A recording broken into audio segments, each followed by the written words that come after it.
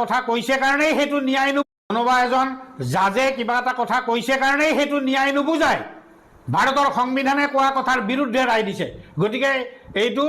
দেশৰ সংবিধানৰ বিৰুদ্ধে গৈছে নীতিৰ বিৰুদ্ধে গৈছে তথাকথিত মানৱতাৰ নামত অসমক ধ্বংস কৰাৰ ৰায় আজি জাৰি কৰিছে গতিকে ইয়াৰ বিৰুদ্ধে অসমৰ খিলঞ্জীয়াই যদি ব্যৱস্থা ল'ব নোৱাৰে তেতিয়াহ'লে অসমৰ খিলঞ্জীয়া চিৰকালৰ কাৰণে গোলাম আৰু এই অসমৰ ৰাজনৈতিক অধিকাৰ আজিৰ তাৰিখৰ পৰা আৰম্ভ হ'ল বিদেশী বহিৰাগতৰ হাতলৈকে ট্ৰান্সফাৰ হ'ব সুপ্ৰিম কোৰ্টে আজি অবৈধ বিদেশীৰ পক্ষতে ৰায়দান কৰিলে এইটো অসমৰ কাৰণে ডাঙৰ কলা ইতিহাস আজিৰ দিনটো কাৰণ সুপ্ৰিম কোৰ্টে 2005 চনত অবৈধ বিদেশীসকলক প্ৰব্ৰজনকাৰীসকলক নীৰৱ আগ্ৰাসনকাৰী বুলি কৈছিল আগ্ৰাসনকাৰী মানে আক্ৰমণকাৰী তে সেই সুপ্ৰিম কোৰ্টেই 2005 চনৰ যেটো সুপ্ৰিম কোৰ্টৰ ভাৰ্ডিক্ট আছিল সেই ভাৰ্ডিক্টৰ বিৰুদ্ধে গৈ সেই আগ্ৰাসনকাৰীসকলকে নাগৰিকত্ব দিব লাগে বুলি আজি ৰায়দানত ঘোষণা কৰিছে এইটো অত্যন্ত গৰ্হিত কথা অত্যন্ত দুৰ্ভাগ্যজনক কথা স্বয়ং সুপ্ৰিম কোৰ্টে দেশৰ সংবিধান আৰু নীতি আৰু আইনৰ বিৰুদ্ধে গৈ বিদেশীক নাগৰিকত্ব দিয়াৰ কাৰণে নিৰ্দেশ দিলে ইয়াতকৈ আৰু পৰম দুৰ্ভাগ্যজনক কথা নাই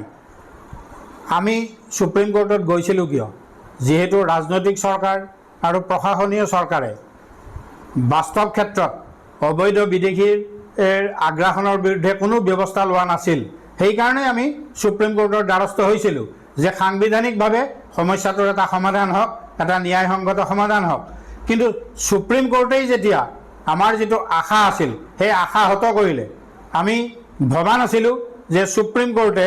এই ধৰণে ৰায় দি বিদেশীৰ পক্ষ ল'ব আমি আশা কৰিছিলোঁ যে সুপ্ৰিম কোৰ্টে যেহেতু অসমেই ভাৰতৰ ভিতৰত এনেকুৱা এখন প্ৰদেশ য'ত ব্ৰিটিছে ইয়াণ্ডাবু সন্ধিৰ পিছত উপনিৱেশিক চৰকাৰ গঢ়োতে ইয়ালৈ লাখ লাখ বিদেশী আৰু বহিৰাগত মানুহ আনিছিল আৰু সেইবোৰ আল্টিমেটলি গৈ আজিৰ তাৰিখত প্ৰায় 1.5 কোটি সেই 1.5 কোটি বিদেশী আৰু বহিৰাগতক অসমৰ খিলঞ্জীয়া জনগণে ভাৰতীয় নাগৰিক হিচাপে মানি লৈছে গতিকে ইমানখিনি মানুহক উদাৰতা আৰু মহানতাৰে সৈতে বিদেশীক স্বদেশী বুলি মানি অধিকাৰ দি তেওঁলোকৰ মাজত আজি ব্ৰিটিছে থৈ যোৱা মানুহৰ মাজত আজি এমএলএ হৈছে মন্ত্ৰী হৈছে কেন্দ্ৰীয় মন্ত্ৰী হৈছে ৰাজ্যসভাত গৈছে আপোনাৰ বিধানসভাত দপদপাই আছে কিন্তু তাৰ বিপৰীতে কিন্তু আমাৰ খাস খিলঞ্জীয়া মানুহ কিন্তু নাই আজি আহোম মৰাণ মটক চুতীয়া কছাৰীৰ কেইজন প্ৰতিনিধি আছে গতিকে বাস্তৱ পৰিস্থিতিটো কি বাস্তৱ পৰিস্থিতিত অসমৰ খিলঞ্জীয়াসকল নিজে নিজৰ ভূখণ্ডত হাজাৰ বছৰীয়া অধিকাৰৰ পৰা ক্ৰমান্বয়ে বঞ্চিত হৈ যাব ধৰিছে গতিকে এনেকুৱা এটা অৱস্থাত সাংবিধানিক মৰ্যাদা ৰক্ষা কৰি 1951 ভিত্তি বছৰ ৰক্ষা কৰা হেতেন 1951 পৰা 71 লৈ যিবোৰ বিদেশী সেইবোৰক যদি ভাৰত চৰকাৰে ব্যৱস্থা ল'ব নোৱাৰে বা নোখোজে তে ভাৰতৰ বেলেগ বেলেগ ৰাজ্যত ভগাই ল'ব লাগিছিল সুপ্ৰিম কোৰ্টৰ যদি 5জনীয়া বিচাৰপীঠৰ পাৰ্ডিৱালাই আমাৰ পক্ষত ৰায় দিছে বা থিয় দিছিল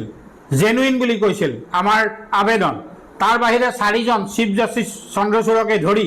তেওঁলোকৰ যদি ইমান মানৱতা আৰু দয়া বিদেশীৰ প্ৰতি তেওঁলোকে নিজৰ নিজৰ ৰাজ্যত ভগাই ল'বৰ কাৰণে অৰ্ডাৰ নিদিলে কিয় তেওঁলোকে নিজৰ ৰাজ্যত ভগাই লোৱাৰ ডিসিশন দি তেওঁলোকে নিজৰ মানৱীয়তা প্ৰকাশ নকৰিলে কিয় গতিকে এইটো এনেকুৱা কথা নহয় যে এখন ষ্টেটৰ মাৰি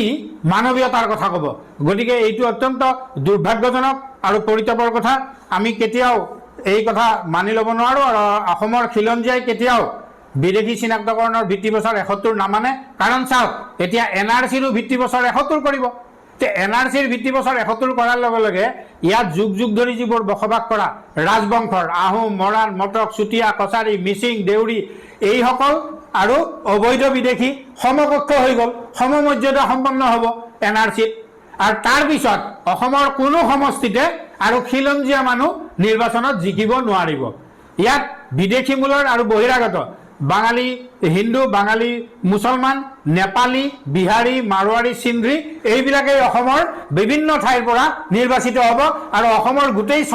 চৰকাৰখন আল্টিমেটলি বিদেশী বহিৰাগতৰ হাতলৈ ট্ৰান্সফাৰ হৈ যাব আৰু সেই ব্যৱস্থাটোৰ আৰম্ভণি কৰিলে আজি সুপ্ৰিম কোৰ্টে গতিকে এই কথাটো যি মানুহৰ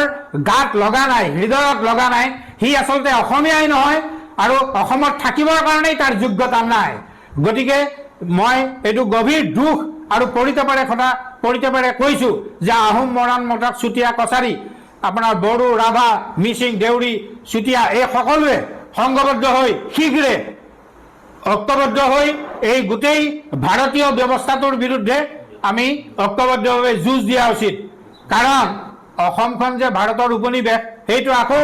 আজিৰ ৰাইটোৱে প্ৰমাণ কৰিলে। যদি অসমখন উপনিৱেশ নহয় তেতিয়াহ'লে 51 চনটোই বাহাল ৰাখি টেকনিকেলি ব্যৱস্থা কৰিব পাৰিলেহেঁতেন। কাৰণ মানুহবোৰক ভাৰতৰ বেলেগ ৰাজ্যত ভগাই লৈ সমস্যাটো সমাধান কৰক যদি তেওঁলোকক বহিষ্কাৰ কৰাৰ ইচ্ছা ভাৰতৰ নাই। কিন্তু সেইটোতো নকৰিলে, আমাৰ মূৰৰ ওপৰতেই বোজাটো জাপি দিলে আৰু কাখনো ইতিমধ্যে বাহাল হৈ আছে। তাৰমানে ডেডলাইনটো 2014 চনৰ 31 ডিচেম্বৰ বিদেশীৰ ক্ষেত্ৰত অসমত, আৰু সেইটো আল্টিমেটলি কাৰ্যকৰী হৈ আছে। সুপ্ৰিম কোৰ্টত বিচাৰাধীন হৈ থকা অৱস্থাটো কিন্তু কাৰ্যকৰী হৈ আছে। গতিকে সমগ্ৰ ভাৰতৰ ভিতৰত অসমক এখন উপনিৱেশৰ দৰে ব্যৱহাৰ কৰি আজি বিদেশীৰ বোজা আনুষ্ঠানিকভাৱে জাপি দি আগন্তুক NRC আৰু সকলো ক্ষেত্ৰতে অসমক নিজৰ হাজাৰ বছৰীয়া ভূখণ্ডত নিজৰ অধিকাৰৰ পৰা বঞ্চিত কৰি আমাক গোলাম চিৰদিনৰ কাৰণে গোলাম কৰিবৰ কাৰণে আজি এই ৰায় ঘোষণা কৰিছে।